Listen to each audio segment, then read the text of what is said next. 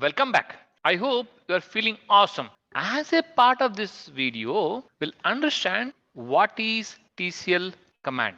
First of all, what is a transaction? Transaction is a single logical unit of work which accesses and possibly modifies the contents of a database. So see, it may have multiple steps, but those multiple steps will form a single logical unit of work. Okay, it may or may not modify the contents of a database.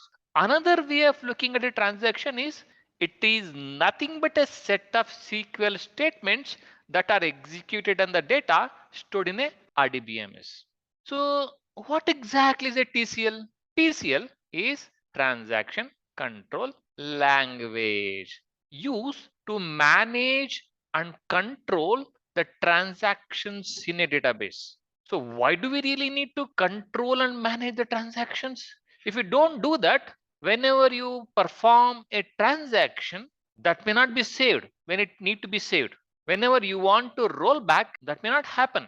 All those options are provided by TCL, that is transaction control language. So we do have important TCL types.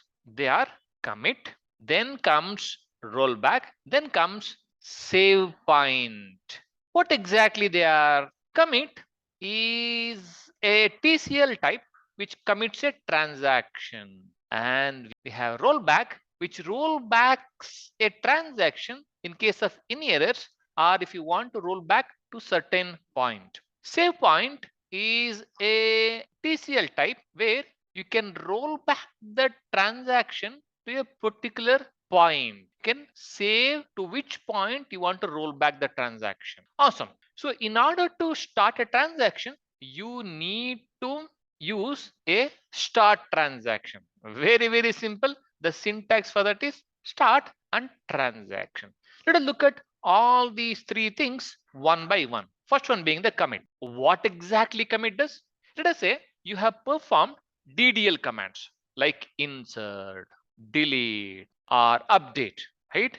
When you perform the DDL commands, these can roll back if the data is not stored permanently. So commit helps us to save the data permanently. Let us take an example here. In this example, if you see, we have a table with three attributes, roll number, name, and marks, and we have a couple of records here. What we'll do is we'll update one of the record where we are changing the name Raman to C Raman. After running this update command, we will have this particular table updated from Raman to C Raman. In case if you don't commit after this update, it will roll back to the previous state. But if you want to save this data permanently, go ahead and run the commit. When you run the commit, this data will be stored permanently. That is how commit works.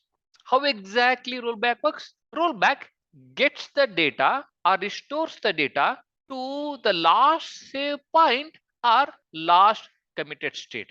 One of those things. Here, if you see, the way we are doing it is, in this case, this particular table is updated into this. When you roll back, this comes back to this particular state.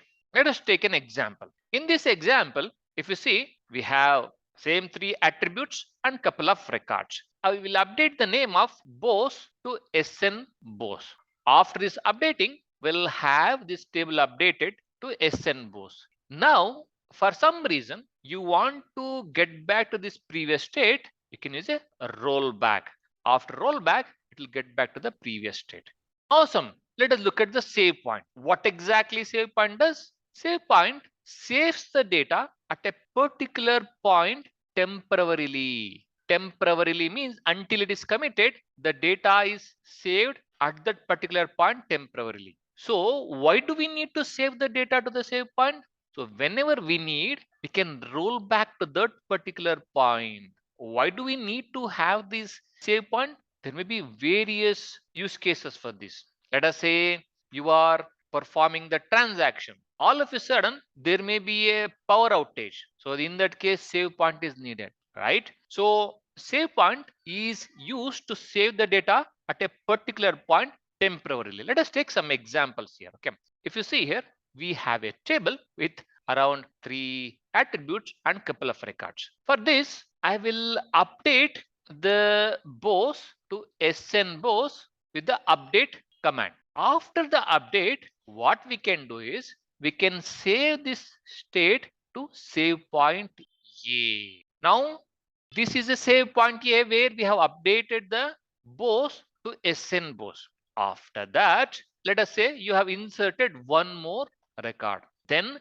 this can be saved as a one more save point, that is save point B. And then you may have one more update done here. You can insert a value where the name of the person is Einstein. You can save this to save point C. You are creating a multiple save points because whenever you want, you can roll back to that particular save point. Let us take an example here. If you say roll back to B, it will roll back to the state at which you have saved the save point B. And if you roll back to A, it will go back to the state at which save point A is created. Isn't it awesome? Let us see all these things as a part of the hands-on. Thank you.